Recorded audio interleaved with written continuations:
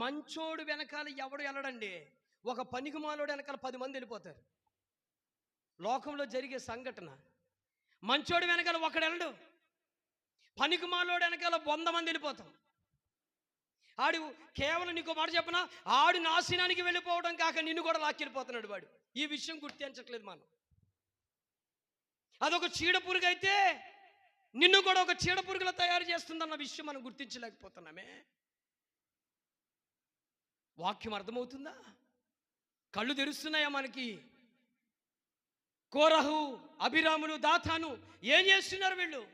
250 మందికి పైగా పోగేసుకుని మోషేకి, అహరోనికి వ్యతిరేకంగా తిరుగుబాటు చేస్తున్నారు. దేవునికి వ్యతిరేకంగా, మోషేకి వ్యతిరేకంగా తిరుగుబాటు చేస్తూ ఉంటే మోషే మౌనంగానే ఉన్నాడు. చూడండి ఈ ఎదర ఏం జరిగిందో చూడండి ఒకసారి.